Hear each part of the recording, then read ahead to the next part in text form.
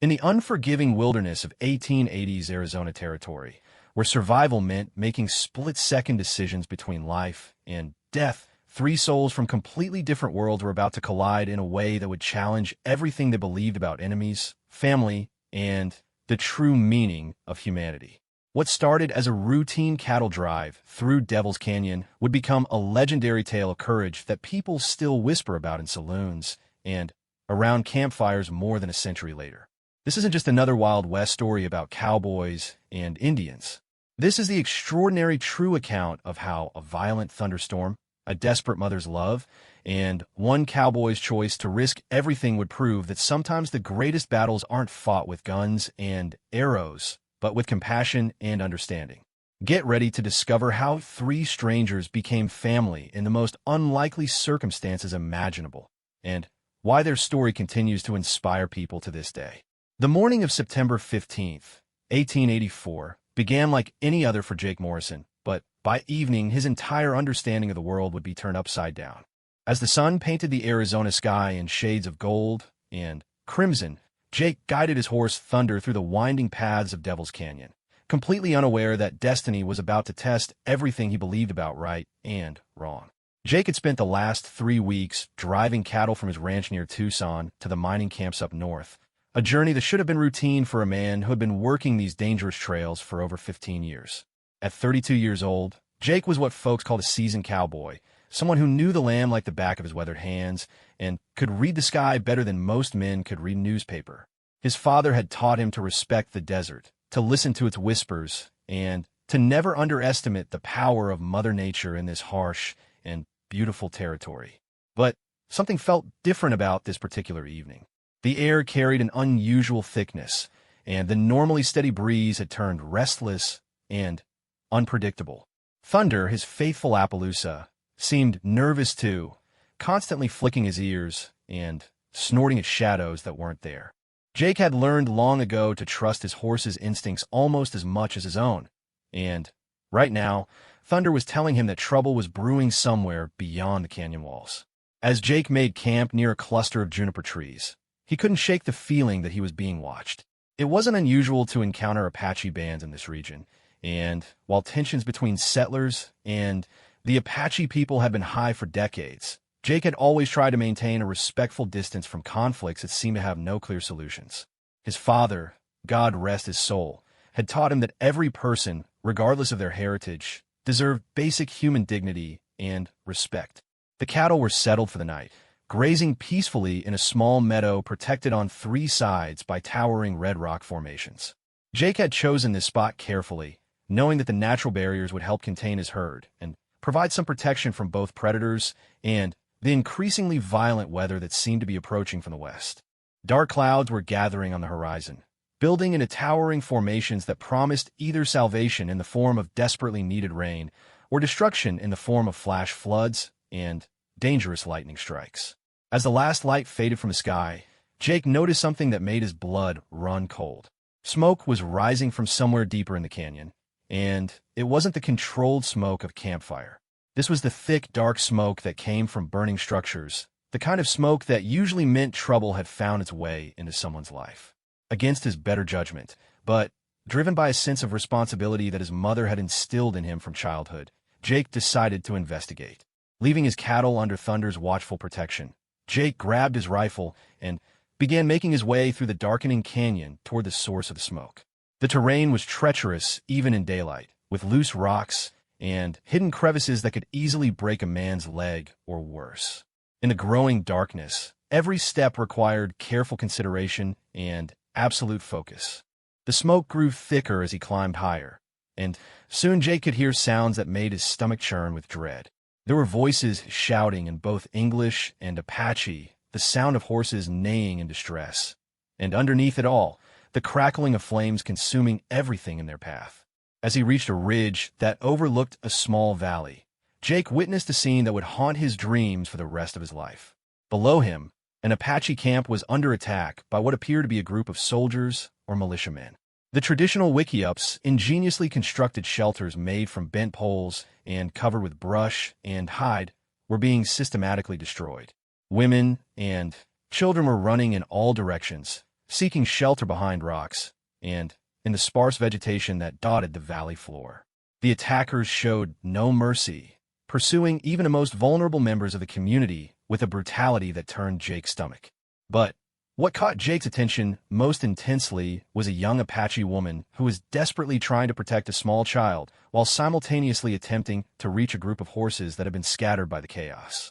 She moved with the fluid grace of someone who had spent her entire life in harmony with this harsh landscape, but Jake could see that she was injured, favoring her left leg, and leaving a trail of blood on the rocky ground behind her. The child, who couldn't have been more than 4 or 5 years old, clung to the woman with the absolute trust that only exists between a mother and her offspring.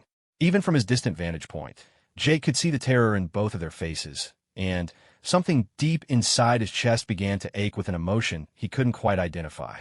As Jake watched in horror, one of the attackers spotted the woman and child and began pursuing them on horseback. The woman, despite her obvious injury, managed to boost the child onto the back of a paint horse that had wandered close enough for her to reach.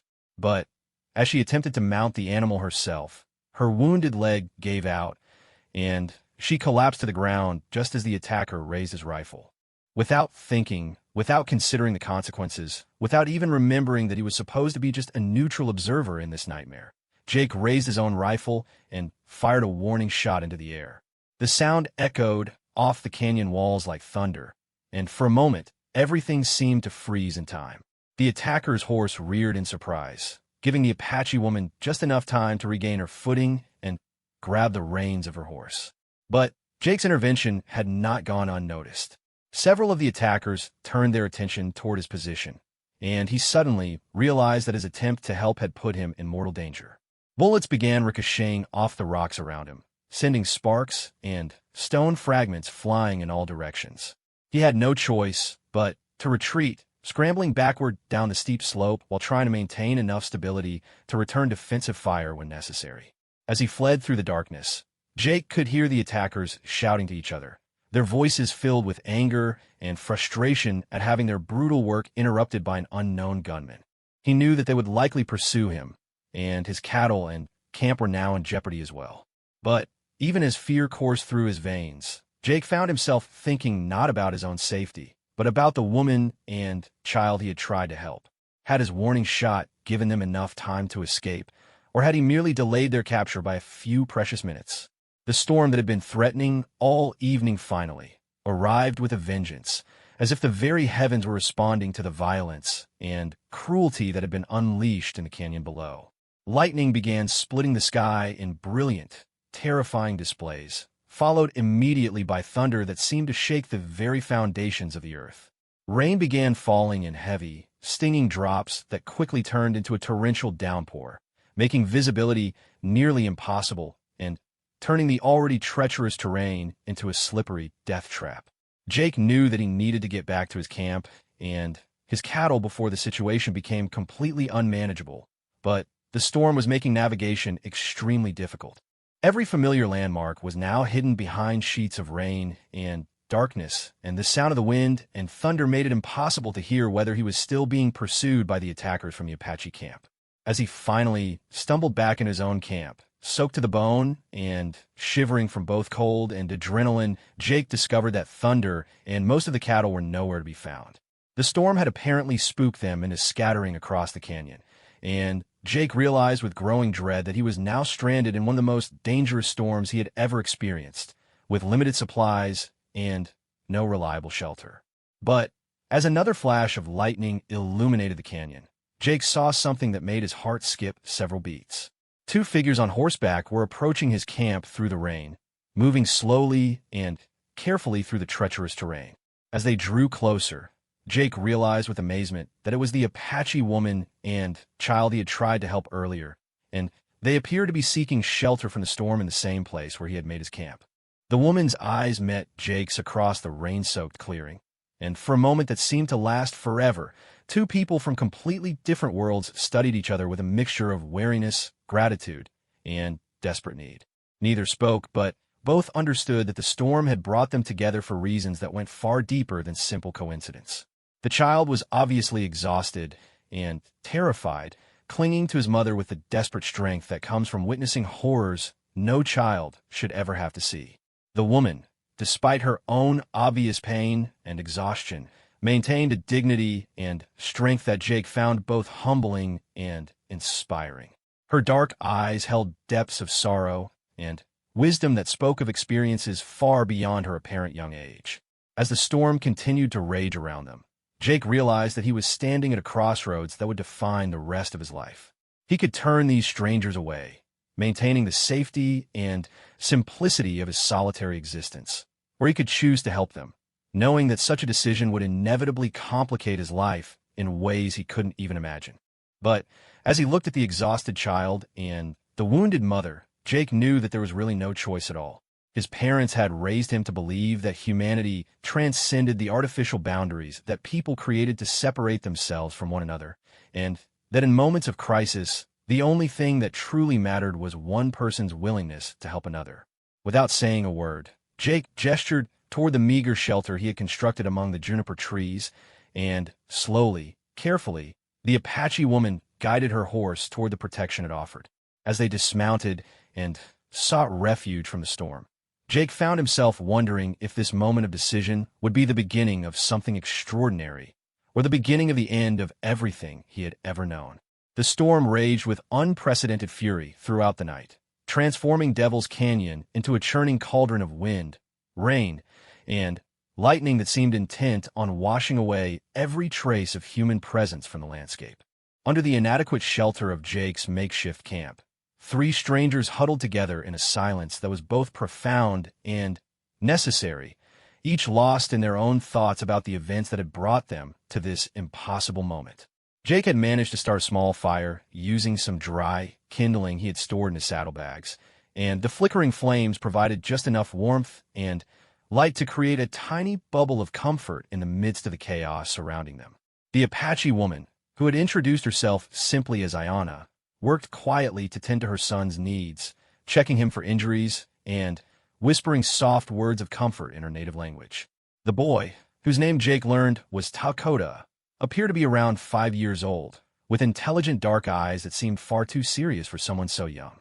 Despite the trauma he had obviously endured, Takota showed remarkable resilience, staying close to his mother, but also displaying a natural curiosity about Jake and his belongings that reminded Jake of his own childhood fascination with the world around him.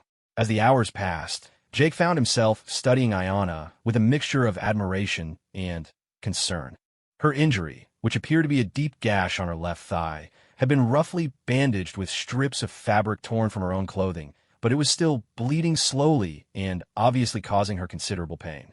She had the classical features of her Apache heritage, with high cheekbones, smooth bronze skin, and thick black hair that she wore in traditional braids adorned with small silver ornaments that caught the firelight. But it was her eyes that truly captured Jake's attention.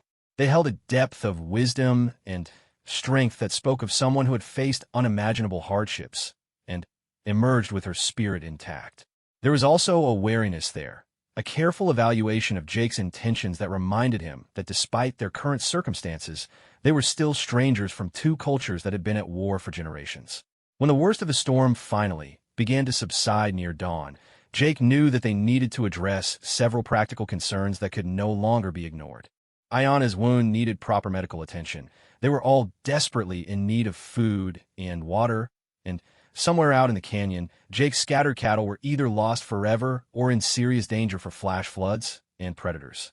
"Your leg needs to be properly cleaned and bandaged," Jake said quietly, speaking his first words to Ayana since she had arrived at his camp. He had been thinking carefully about how to communicate with her, unsure of how much English she might understand, but hoping that his intentions would be clear regardless of any language barriers. Ayana studied his face for a long moment before responding in heavily accented but perfectly understandable English. "You helped us last night." "What?" Her voice was soft, but carried an undertone of steel that suggested she was not someone who accepted help without understanding the motivations behind it. Jake considered her question carefully before answering. Because it was the right thing to do. Because no child should have to watch his home burn and his people suffer. Because sometimes being human means helping other humans, regardless of what they look like or where they come from. Ayana's expression softened slightly, but her wariness remained. "Your people and My people have been enemies for many years. You risk much by helping us. The soldiers who attacked our camp, they will not understand your kindness. They will see only that you chose to help Apache instead of your own kind. Those weren't my people, Jake replied firmly. My people don't attack defenseless women and children. My people don't burn homes and scatter families to the wind. Those were cowards hiding behind uniforms and using their weapons against those who couldn't fight back. As they talked, Jake began to understand more about the circumstances that had led to the attack on Ayana's camp. Her band had been trying to peacefully relocate to a reservation area designated by the territorial government, but they had been attacked by what appeared to be a rogue military unit that was more interested in personal profit than in following official policies. The attackers had been searching for something specific, tearing through the Apache camp with a methodical brutality that suggested they were looking for hidden treasure or valuable information. Ayana's husband, a respected leader in their community, had been killed trying to defend their home, and she had barely escaped with Dakota during the chaos that followed. As Jake listened to her story, he felt a growing anger at the injustice of what had happened.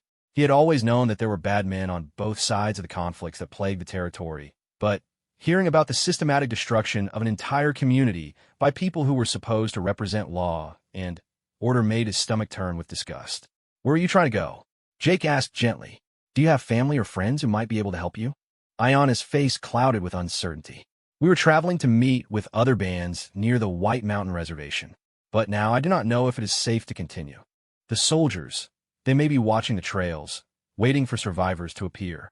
Jake realized that Ayana and Dakota were essentially refugees in their own homeland, cut off from their community and hunted by men who saw them as nothing more than obstacles to be eliminated. The enormity of their situation began to sink in as he considered the practical challenges they faced. They had no supplies, no reliable transportation, and no safe destination.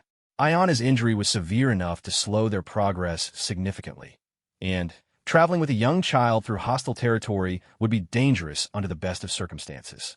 Even if they could somehow reach the reservation safely, there was no guarantee that they would find the help and protection they needed. As the morning sun finally broke through the storm clouds, Jake made a decision that he knew would change his life forever. "I'll help you get to safety," he said simply. "I know this country better than most, and I have friends who can be trusted to provide shelter and assistance along the way." Ayana stared at him in amazement. "You would do this? You would risk your own life to help strangers?" "You're not strangers anymore," Jake replied. "And besides, my cattle are scattered all over this canyon anyway.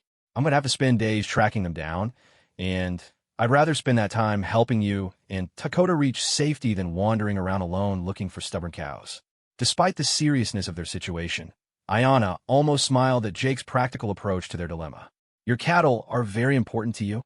"They're my livelihood," Jake admitted, "but they're not more important than human lives. Animals can be replaced. People cannot." As they prepared to leave the camp and begin their journey towards safety, Jake was amazed by Ayana's resourcefulness and knowledge of survival techniques. Despite her injury, she moved through the canyon with an efficiency and grace that spoke of a lifetime spent in harmony with this harsh landscape. She knew which plants could be eaten safely, where to find water even in the driest conditions, and how to read the subtle signs that indicated the presence of both friends and enemies. Dakota, despite his young age, proved to be remarkably helpful as well. He had an intuitive understanding of animal behavior that allowed him to spot potential dangers long before they became immediate threats, and his small size enabled him to explore crevices and hiding places that might contain useful supplies or information. As they traveled deeper into the canyon, following hidden trails that only someone with Ayana's knowledge could have found, Jake began to understand just how much he had underestimated the complexity and sophistication of Apache culture. These were not the savage, primitive people that he had heard described in saloons and newspaper stories. They were intelligent, resourceful human beings who had developed ingenious methods for surviving in one of the most challenging environments on Earth. Ayana's knowledge of plants, animals, weather patterns, and terrain was encyclopedic, representing generations of accumulated wisdom that had been passed down through oral tradition from parents to children. She could predict changes in weather by observing subtle shifts in wind patterns and animal behavior, find food, and water sources that would be invisible to untrained eyes, and navigate through seemingly trackless wilderness using landmarks and natural signs that Jake had never even noticed. As they made camp that evening in a hidden valley that Ayanna had somehow located despite the unfamiliar territory, Jake found himself thinking about how much his own understanding of the world had expanded in just 2 days.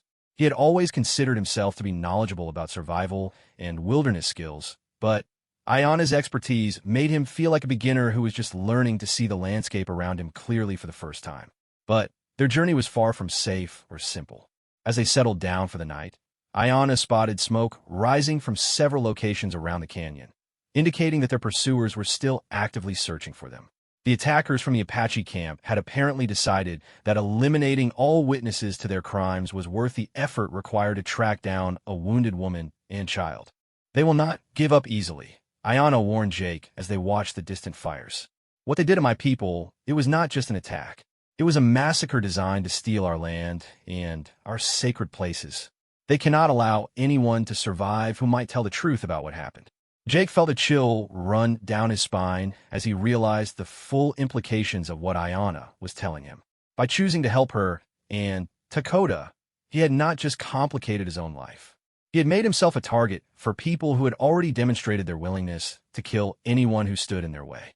But as he looked at Dakota sleeping peacefully beside the fire, and at Ayanna keeping watch with the quiet intensity of someone who had learned that vigilance was the price of survival, Jake knew that he had made the right choice. Some things in life were more important than personal safety, and protecting innocent people from those who would harm them was definitely one of those things. As the night deepened and the sounds of the desert settled into their familiar rhythm around them, Jake found himself wondering what tomorrow would bring. Would they be able to continue their journey towards safety, or would their pursuers finally catch up with them? Would Ayanna's knowledge of the land be enough to keep them one step ahead of men who were determined to silence them forever? One thing he knew for certain was that his life had been permanently changed by the events of the past few days.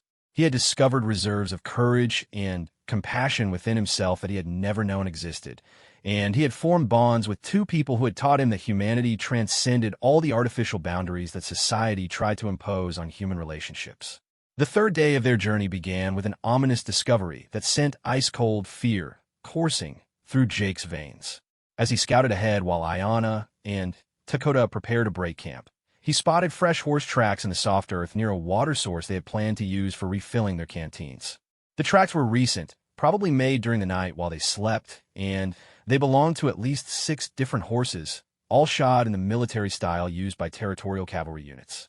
Jake's heart pounded as he realized that their pursuers had somehow managed to get ahead of them during the night, probably by using established military trails that allowed for faster travel than the hidden Apache path that Ayanna had been following. The hunters had become the hunted, and now they were walking directly into what could very well be a carefully planned trap. Racing back to camp, Jake found Ayanna already packing their meager supplies with the efficient movements of someone who had spent years learning to break camp quickly and quietly. She took one look at his face and immediately understood that their situation had become critically dangerous. "How many?" she asked quietly, not wanting to alarm Dakota, who was still sleepy from the night's rest. "At least 6, maybe more," Jake whispered back. "They're ahead of us now, probably waiting at the next water source or narrow pass where we'd be forced to come to them." Ayanna closed her eyes for a moment, and Jake could almost see her mental map of the surrounding territory adjusting to account for this new information. When she opened them again, her expression was determined but grim. "There is another way," she said slowly, "but it will take us through places that are sacred to my people, places where we are not supposed to bring outsiders, even those who have shown themselves to be friends." Jake understood the significance of what she was telling him. Apache spiritual beliefs included certain locations that were considered so holy that revealing them to outsiders was forbidden, sometimes on penalty of exile or death. For Ayanna to even consider taking him through such areas meant that she believed their situation was truly desperate. "I don't want to ask you to violate your beliefs," Jake said carefully, "but if it's our only chance of keeping Dakota safe." "The spirits will understand," Ayanna interrupted. "A mother's duty to protect her child comes before all other obligations, and you have proven yourself to be a man of honor. The sacred places will not be harmed by your presence." As they gathered their belongings and prepared to leave, Ayana explained that they would need to travel through a network of hidden canyons and underground passages that most Apache people themselves had never seen. These were places where the Ancient Ones had lived and died, where powerful spiritual forces were said to still walk among the living, and where the very rocks and streams held memories of ceremonies and rituals that stretched back countless generations. Takoda, despite his young age, seemed to understand the gravity of what his mother was proposing. As they prepared to enter the first of the sacred canyons, he whispered a prayer in Apache and sprinkled a small handful of pollen into the wind, a traditional offering designed to show respect for the spirits who guarded these holy places. The landscape they entered was unlike anything Jake had ever seen. Even after 15 years of wandering through some of the most remote and beautiful areas of the Arizona territory. The canyon walls rose in impossible spirals and curves, carved by millions of years of wind and water into formations that looked more like the work of divine sculptors than natural geological processes. Ancient pictographs covered many of the rock surfaces, telling stories and symbols and images that spoke of hunts and battles, ceremonies and celebrations, births and deaths that had occurred in this place long before the first European explorers had ever dreamed of crossing the vast ocean to reach the New World. Jake found himself walking through what was essentially a vast outdoor museum, a library of human experience written in stone and preserved for centuries in the dry desert air. But even as he marveled at the beauty and historical significance of their surroundings, Jake remained acutely aware that they were being pursued by men who had shown no respect for the sacred nature of these places. The soldiers hunting them were interested only in eliminating witnesses to their crimes, and they would probably desecrate these ancient sites without a second thought if doing so helped them achieve their goal. As they traveled deeper into the maze of canyons and passages, Ayana shared stories about the significance of various locations they passed. Here was a pool where young warriors had come to receive visions that would guide them through their adult lives. There was a cave where women had given birth for generations, believing that children born in this sacred place would be blessed with special wisdom and courage. Jake listened to these stories with a growing sense of privilege and responsibility. He was walking through places that represented thousands of years of human spiritual experience, and he was probably one of the first non-Apache people ever to be granted access to these sacred sites. The trust that Ayana was showing him felt both humbling and overwhelming. But their pursuers were relentless and resourceful. By midday, Jake could hear the distant sounds of horses and men echoing off the canyon walls, growing steadily closer despite their efforts to stay hidden. The soldiers had apparently found the entrance to the sacred canyon system, and were following their trail with a determination that spoke of either desperation or professional pride. "They're gaining on us," Jake observed as they paused to rest in the shade of an overhanging rock formation that was covered with particularly elaborate pictographs. "At this rate, they'll catch up with us before we can reach the other side of this canyon system." Ayana studied the terrain around them with the intensity of a military strategist planning a crucial battle. "There's a place ahead where the canyon splits into 3 different passages," she said thoughtfully. "If we can reach it before they see which direction we take, we might be able to confuse them long enough to gain some distance."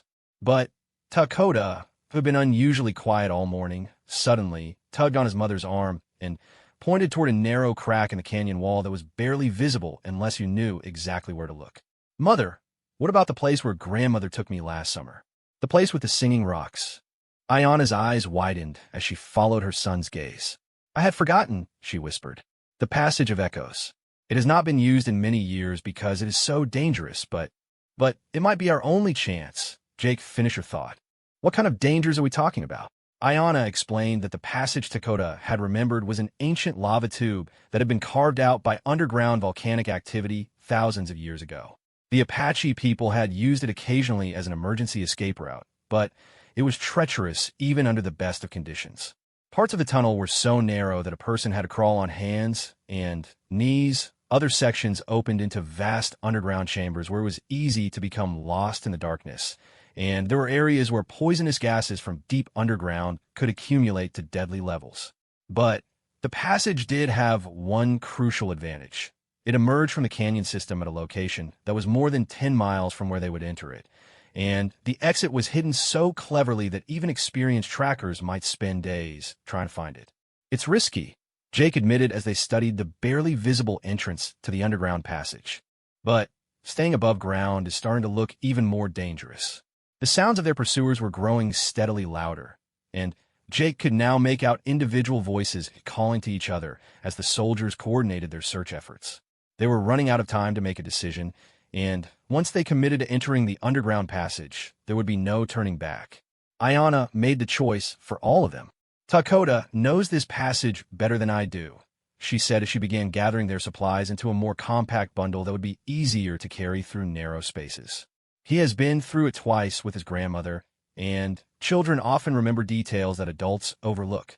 As they squeezed through the entrance to the lava tube, Jake felt like he was entering another world entirely. The air was cooler and carried strange echoes that seemed to come from impossible directions.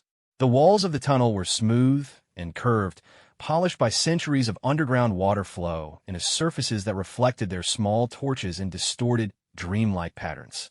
Takota proved to be an excellent guide, remembering turns and passages that would have been easy to miss in the dim light. He moved through the underground maze with the confidence of someone who had explored these tunnels not out of necessity, but out of the natural curiosity that drives children to investigate every interesting place they encounter. But the passage was every bit as dangerous as Ayana had warned. There were sections where the ceiling was so low that they had to crawl on their bellies, dragging their supplies behind them through spaces that felt more like burial chambers than travel routes. Other areas opened into vast caverns where their torches barely illuminated the walls, and the sound of dripping water echoed from directions that seemed to defy the laws of physics. The most frightening moment came when they reached a section where several tunnels branched off in different directions, and the air carried a strong odor of sulfur and other gases that made their eyes water and their throats burn. Jake could see that Ayana was struggling to breathe, and he realized that her injury was taking a greater toll on her strength than she had been willing to admit. "I need to rest," she finally confessed, leaning against the tunnel wall with obvious exhaustion. "The air here, it is making me dizzy." Jake immediately took charge of the situation, using techniques he had learned during his years working in mines to test the air quality in the various tunnel branches. By holding their torch in different positions and watching how the flame behaved, he was able to determine which passages had the cleanest air and were therefore safest to travel through. As they waited for Ayana to regain her strength, Takota explored the immediate area around their resting spot and made a discovery that both thrilled and frightened him. Hidden in a small alcove off the main tunnel, he found a collection of artifacts that had obviously been placed there by Apache people many years ago. There were pottery vessels filled with water that was still clean and fresh, packets of dried food wrapped in animal hide, and even some basic medical supplies that looked like they had been prepared specifically for emergency situations. "This is a refuge station," Ayana explained as she examined the supplies. "Our people have maintained hidden caches like this throughout the sacred canyons for generations, so that anyone who needed emergency shelter or supplies could find help even in the most remote locations." The food and water were exactly what they needed to continue their underground journey, but Jake was amazed by the foresight and community spirit that had led to the creation of such supply depots. It spoke of a culture that planned not just for individual survival, but for the welfare of any community member who might find themselves in desperate circumstances. As they prepared to continue their journey through the lava tube system, Jake found himself thinking about the remarkable generosity and wisdom of the Apache people he was learning to know. Despite generations of conflict and persecution, they had maintained traditions of mutual aid and community support that put many supposedly civilized societies to shame. But their underground travels were far from over, and Jake knew that their pursuers would eventually realize that their quarry had somehow vanished from the canyon above. When that happened, the soldiers would begin a systematic search of every possible hiding place, and they would eventually discover the entrance to the lava tube system. Their only hope lay in reaching the exit before their hunters figured out where they had gone, and in the darkness and confusion of the underground passages, that was going to require every bit of courage, skill, and luck they could muster. Hours passed in the strange twilight world of the underground passages, where time seemed to move differently, and the normal rhythms of day and night lost all meaning. Jake's torch was beginning to burn low, and he knew that once their light source failed, navigating through the maze of tunnels would become virtually impossible. The weight of their situation pressed down on him like the tons of rock and earth above their heads, and he found himself fighting off waves of claustrophobia that threatened to overwhelm his rational thinking. Ayana's condition was deteriorating more rapidly than she was willing to admit. The combination of her untreated wound, the stress of their desperate flight, and the poor air quality in some sections of the tunnel system was clearly taking a severe toll on her physical reserves. She moved more slowly now, pausing frequently to catch her breath and leaning heavily on the tunnel walls for support. But it was Takoda who provided the emotional strength that kept all three of them moving forward through the darkness. Despite being only 5 years old and having witnessed horrors that would traumatize most adults, he maintained an unshakable faith that his mother and their new protector would find a way to keep them safe. His quiet courage reminded Jake of everything that was worth fighting for in this world, and gave him the determination to continue even when their situation seemed hopeless. As they rounded a bend in the passage, Jake was startled to see light ahead of them. Not the flickering, uncertain light of their torch, but steady, natural illumination that could only be coming from an opening to the surface world. His heart leaped with hope, but as they approached the light source, he realized that they had not yet reached the exit that Takoda had been guiding them toward. Instead, they had stumbled upon one of the most remarkable sights Jake had ever encountered in his life. The tunnel opened into a vast underground chamber that was illuminated by shafts of sunlight streaming down through a series of natural skylights in the ceiling high above. The chamber was so large that their voices echoed for several seconds when they spoke, and the walls were covered with pictographs that were far more elaborate and detailed than any they had seen in the surface canyons. But what truly took Jake's breath away was the evidence of human habitation that filled the enormous space. There were stone structures that looked like they had been built by master craftsmen, carved directly from the living rock of the cavern walls. Water flowed through a series of channels that had been engineered to provide fresh drinking water and irrigation for terrace gardens where edible plants still grew in the filtered sunlight. This place, Ayana whispered, her voice filled with awe and reverence. I have heard stories about it from the eldest members of our tribe, but I never imagined I would see it with my own eyes. She explained that they had discovered one of the legendary hidden cities that the Apache people had constructed centuries ago as refuges during times of extreme danger. These underground sanctuaries had been created by ancestors who possessed engineering and architectural skills that rivaled anything built by the ancient civilizations of Mexico or South America. The level of sophistication displayed in the construction was astounding. The air circulation system used natural convection currents and strategically placed openings to maintain comfortable temperatures and fresh air throughout the entire complex. The water management system included not only irrigation channels, but also drainage systems that prevented flooding during the rare but devastating flash floods that could occur in the desert. As they explored the ancient city, Jake began to understand that he was witnessing archaeological treasures that would revolutionize the understanding of pre-Columbian Native American civilizations. The pictographs on the walls told detailed stories of daily life, religious ceremonies, astronomical observations, and historical events that stretched back far beyond any written European records of the region.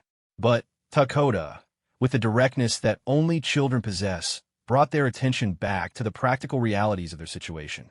"Mother," he said quietly, "there are people living here." Jake's hand instinctively moved toward his rifle as he scanned the shadows for signs of danger, but Ayana placed a gentle hand on his arm to stop him. "If there are people here, they are likely members of my own tribe who have chosen to live apart from the conflicts of the outside world," she explained. "We should approach them with respect, not weapons." As if summoned by her words, figures began emerging from the deeper recesses of the underground city. They moved silently, like shadows given human form, and Jake could see that they were indeed Apache people, but unlike any he had encountered before. Their clothing was traditional, but made from materials and in styles that seemed to come from an earlier era, and their faces held an otherworldly quality that spoke of lives lived in harmony with forces that most people never experienced. The leader of this underground community was an elderly woman whose age was impossible to determine, but whose eyes held depths of wisdom that seemed to encompass centuries of human experience. She approached their small group with a measured pace that conveyed both dignity and careful evaluation of their intentions. She spoke to Ayana in rapid Apache, and Jake could sense the intensity of their conversation even though he couldn't understand the words being exchanged. There were questions about their identity, their reason for being in this sacred place, and the circumstances that had led them to seek refuge in a hidden city. Finally, the elderly woman turned to Jake and studied him with an intensity that made him feel like she was examining not just his physical appearance, but his soul itself. When she spoke, it was in accented but clear English that surprised him with its precision and formality.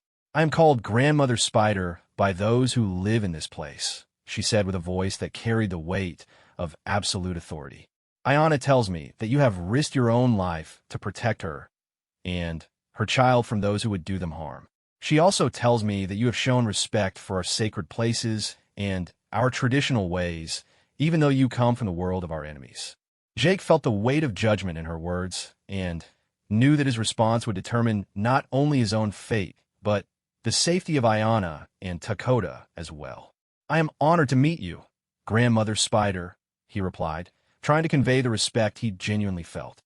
"I have learned more about wisdom and courage from Ayana and Dakota in the past few days than I learned in 32 years of living in the world above. They're not my enemies. They're my friends, and I will do whatever is necessary to keep them safe." Grandmother Spider continued to study him for what felt like an eternity before nodding slowly. "The spirits have guided you to this place for reasons that go beyond simple coincidence," she said thoughtfully. "But there are things you must understand before you can leave here and return to your world." What she told them next changed everything Jake thought he knew about the conflicts between Apache and white settlers in the territory. The attack on Ayana's camp had not been a random act of military aggression or the result of general hostilities between different cultural groups. It had been a carefully planned operation designed to eliminate specific Apache leaders who possessed knowledge of vast silver and gold deposits hidden throughout the sacred canyon systems. The rogue soldiers who had massacred Ayana's people were not acting under official military orders. They were part of a conspiracy that included corrupt territorial officials, unscrupulous mining interests, and criminal elements who were willing to commit genocide in order to gain access to mineral wealth that could make them fantastically rich. "Your husband, Grandmother Spider," told Ayana gently, "died protecting secrets that have been guarded by our people for generations. The sacred places you have been traveling through contain more gold and silver than the white man's government could spend in 100 years. But taking that treasure would mean destroying the spiritual heart of our people." Jake felt a chill of understanding as the full scope of the conspiracy became clear. The men hunting them were not just trying to eliminate witnesses to a single act of violence. They were part of a systematic effort to exterminate every Apache person who knew the locations of the hidden mineral deposits, and they would continue their campaign of murder until they had either achieved their goal or been stopped by force. "But why are you telling me this?" Jake asked. "I'm just a cowboy who happened to be in the wrong place at the wrong time. I don't have any power to stop a conspiracy this big." Grandmother Spider smiled for the first time since their conversation had begun. "You are wrong about your own importance," she said calmly. "The spirits brought you to this place not just to save Ayana and Dakota, but because you have a role to play in protecting our people and our sacred lands from those who would destroy them." She explained that Jake's knowledge of the outside world, combined with his demonstrated trustworthiness and his growing understanding of Apache culture, made him uniquely qualified to serve as a bridge between two worlds that desperately needed to find a way to coexist peacefully. But accepting such a role would mean abandoning his simple life as a cattle rancher and committing himself to a cause that would put him in constant danger from powerful enemies who would stop at nothing to achieve their goals. It would mean learning to navigate the complex politics of territorial government, military bureaucracy, and corporate corruption, while simultaneously earning the trust and respect of Apache leaders who had every reason to be suspicious of his motives. As Jake contemplated the enormity of what Grandmother Spider was asking him to do, he looked at Ayana and Dakota and realized that his decision had already been made. The events of the past few days had shown him that there were things in life more important than personal safety and comfort, and that sometimes ordinary people had to step forward and do extraordinary things when circumstances demanded it. "What would you need me to do?" he asked quietly. Grandmother Spider's smile grew broader, and for the first time since they had met her, Jake could see genuine warmth and approval in her ancient eyes. "First, you must help Ayana and Dakota reach safety among our people who live on the reservation. Then, you must use your knowledge of both our worlds to begin building alliances that can stand against those who would destroy us." But even as they made plans for the next phase of their journey, Jake knew that their immediate safety was still far from assured. The soldiers hunting them would not give up easily, and once they emerged from the underground city, they would be vulnerable once again to their relentless pursuers. The transformation of his simple life into something far more complex and dangerous was accelerating with every passing hour, and Jake found himself wondering if he would ever again know the peaceful rhythms of cattle ranching and solitary travel through the beautiful but unforgiving landscape of the Arizona Territory. The final leg of their underground journey led them through passages that Grandmother Spider had shown them on a detailed map carved into stone tablets that were obviously hundreds of years old. These routes would bring them to the surface more than 20 miles from where they had entered the lava tube system, emerging near a series of natural hot springs that had been used by Apache people as a healing place for countless generations. As they prepared to leave the hidden city, Grandmother Spider provided them with supplies and information that would be crucial for their survival in the days ahead. She gave Jake detailed knowledge about which territorial officials could be trusted and which were part of the conspiracy, along with the names of Apache leaders who would be willing to work with him to build the alliances necessary to stop the ongoing campaign of genocide. But, perhaps most importantly, she gave him something that he had never expected to receive: a formal adoption into the Apache Nation that would allow him to speak with the authority of someone who belonged to both worlds. The ceremony was brief but profound, involving ancient rituals and sacred objects that had been used for this purpose since time immemorial. "You are no longer just Jake Morrison, the cowboy," Grandmother Spider told him as she completed the adoption ceremony. "You are now also Jake Morrison, the bridge builder, the peacemaker, the protector of the sacred places. Your life belongs not just to yourself anymore, but to all the people whose future depends on your willingness to stand between them and those who would destroy them." As they finally emerged from the underground passages into the brilliant Arizona sunlight, Jake felt the weight of his new responsibilities settling around him like a heavy cloak. The world above looked exactly the same as it had when they had disappeared into the Earth days earlier, but Jake knew that he was seeing it through completely different eyes now. The hot springs where they surfaced were located in a hidden valley that was protected on all sides by towering rock formations, creating a natural sanctuary where they could rest and recover before continuing their journey. The mineral-rich waters had genuine healing properties, and Jake watched with amazement as Ayana's wound began to show signs of improvement after just a few hours of soaking in the therapeutic springs. But their peaceful respite was interrupted by the arrival of riders approaching the valley through the only accessible pass. Jake's heart began racing as he prepared for another confrontation with their persistent pursuers, but Ayana's face showed relief rather than fear as she recognized the newcomers. They were members of her extended family who had been searching for survivors of the massacre, following tracking signs and traditional Apache methods of long-distance communication that had eventually led them to the hidden valley. Jake found himself meeting aunts, uncles, and cousins who had feared that Ayana and Dakota were dead, and who welcomed the news of their survival with tears of joy and profound gratitude toward the man who had helped them escape. But the reunion also brought sobering news about the wider situation facing Apache people throughout the territory. The attacks on peaceful communities were continuing and escalating, with entire bands being wiped out by what appeared to be coordinated military operations. The conspiracy that Grandmother Spider had described was apparently much larger and more systematic than anyone had previously realized. "They're not just trying to steal our land and our sacred places," explained Ayana's uncle, a man named Geronimo, who shared his name with the famous Apache leader, but was actually a skilled diplomat and negotiator rather than a warrior. "They're trying to eliminate our people entirely, to make sure that no one remains who can testify about what they have done or challenge their claims to the territories they want to control."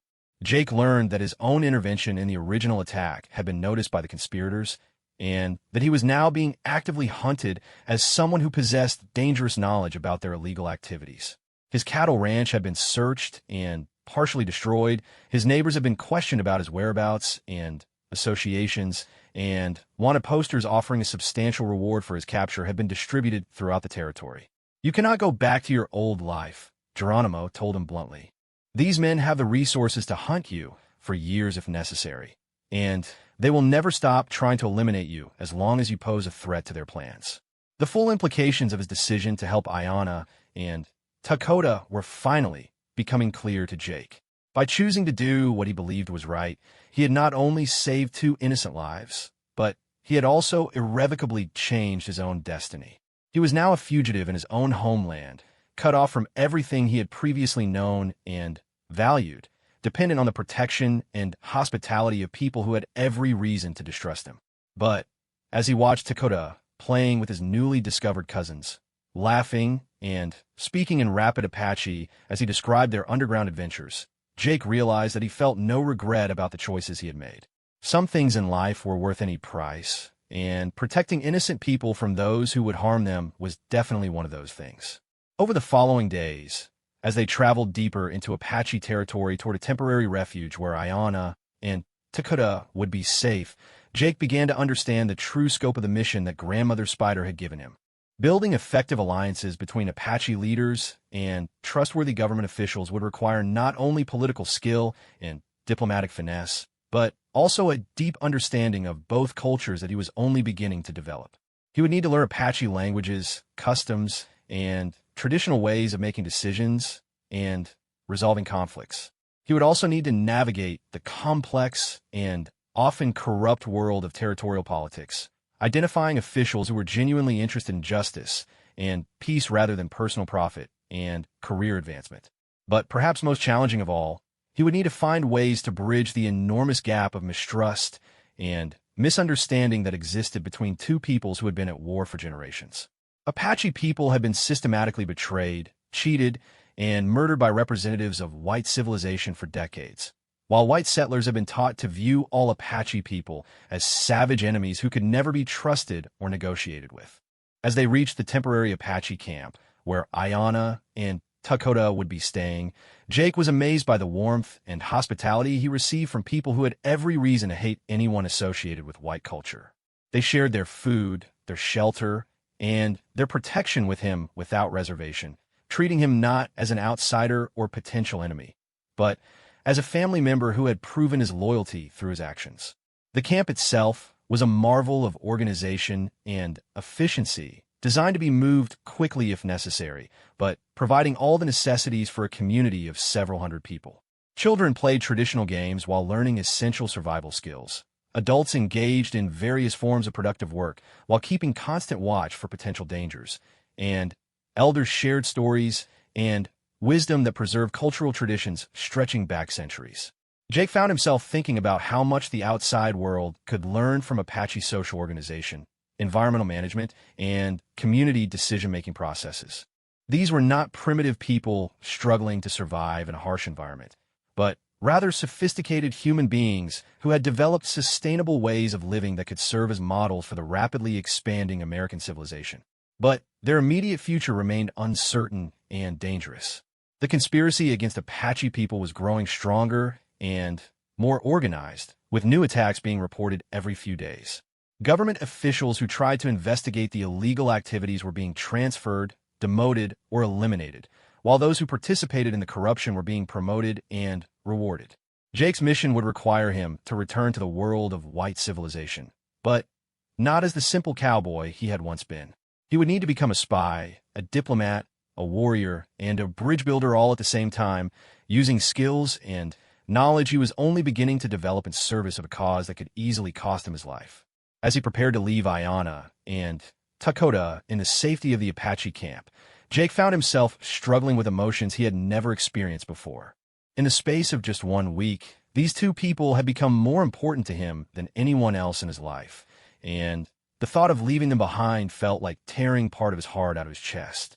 "You will come back to us," Ayanna said with quiet confidence as they stood together under the desert stars on his last night in the camp. The spirits have bound our lives together for reasons that go beyond what any of us can understand right now. But I know that this is not goodbye forever. Takoda, now recovered from the trauma of witnessing his home's destruction and his father's death, presented Jake with a small carved horse that he had made during their time in the camp. "This will remind you that you have family here," the boy said solemnly. "And family always comes home." As Jake rode away from the Apache camp the next morning, heading back toward a world that would now view him as an enemy and a traitor, he carried with him not only the carved horse that Takoda had given him, but also a transformed understanding of what it meant to be truly human. He had learned that courage was not the absence of fear, but the willingness to do what was right despite being afraid. He had discovered that family was not just about blood relationships, but about the bonds formed between people who chose to care for and protect each other. Most importantly, he had found a purpose that gave meaning to his life beyond his own personal comfort and security. The mission that lay ahead of him would be dangerous and probably impossible, but Jake Morrison, the bridge builder and peacemaker, was ready to face whatever challenges awaited him in his transformed world. The storm that had brought them together had passed, but its effects would ripple through their lives and the lives of countless others for years to come. And somewhere in the back of his mind, Jake held onto Ayana's quiet confidence that their paths would cross again, that the bonds formed in crisis and strengthened through shared hardship would prove stronger than the forces trying to tear their worlds apart. As he rode toward an uncertain future, Jake Morrison carried with him the hopes and dreams of two peoples who desperately needed to find a way to coexist peacefully in the land they both called home. The cowboy who had started this journey no longer existed, but in his place rode a man who had discovered that sometimes the greatest adventures begin not with seeking something for yourself, but with choosing to protect and serve others who need your help.